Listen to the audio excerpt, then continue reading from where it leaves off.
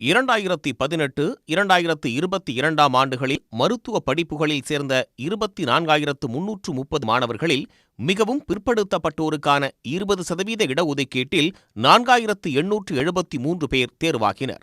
இதில் வன்னியர்கள் மட்டும் 2,781 பேர். இது 11.4% ஆகும். இளநிலை மருத்துவக் கல்வியில் பாமக கோரும் 10.5% விட கூடுதலாக 13.8% வன்னியர்கள் சேர்ந்துள்ளனர். அதாவது 3,354 வன்னியர் சமூக மாணவர்கள் மருத்துவ படிப்பில் சேர்ந்துள்ளனர். இதேபோல் முதுநிலை மருத்துவ படிப்பில் எம்பிசிக்கான 20% ஒதுக்கீட்டின் கீழ் 1,363 பேர் சேர்ந்தனர். இதில் 940 வன்னியர் சமூகத்தினர். இது எம்பிசி ஒதுக்கீட்டில் 13.5% ஆகும். பல் மருத்துவக் கல்லூரிகளில் பிடிஎஸ் பட்டப்படிப்பில் மொத்தமுள்ள 6,234 இடங்களில் 20% இடஒதுக்கீட்டின் கீழ் 933 இடங்கள் உள்ளன. இதில் வன்னியர்கள் மட்டும் 437 பேர் சேர்ந்திருக்கும் நிலையில் இது 10.7% ஆகும் என்றும் கூறியுள்ளது. இதேபோல் பல் மருத்துவக் கல்லூரி பட்ட மேற்படிப்பில் வன்னியர்கள் 11.2% சேர்ந்ததாக ஆர்டிஐ தகவல் கூறுகிறது.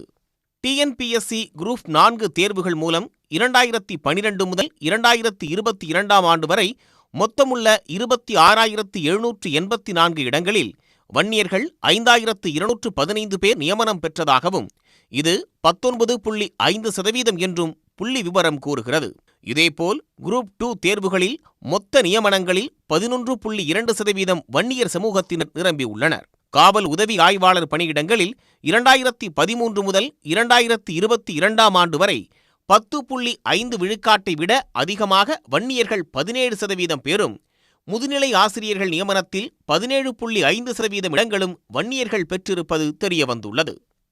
2023 ஆண்டு செப்டம்பர் முதல் நாள் அடிப்படையில் துணை ஆட்சியர்களில் 11.6% வன்னியர்கள் என்றும், 2013 முதல் 2022 வரை பொறியாளர்கள் நியமனத்தில் 14.4 விழுக்காடு நியமனங்கள் வன்னியர்கள் பெற்றிருப்பதாகவும் ஆர்டிஐ தகவல் கூறுகிறது.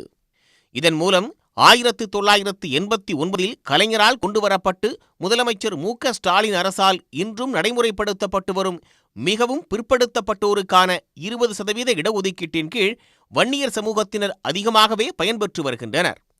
பாட்டாளி மக்கள் கட்சி கோருகின்ற 10.5% இடஒதுக்கீடுகளால் வன்னிய சமுதாயத்திற்கு குறைவான பயன்களே கிடைக்கும் என்பதும் தெரியவந்துள்ளது. சன் நியூஸ் வாட்ஸ்அப் சேனலை ஃபாலோ செய்யுங்கள். QR கோடை ஸ்கேன் செய்து சன் நியூஸோடு இணைந்திருங்கள்.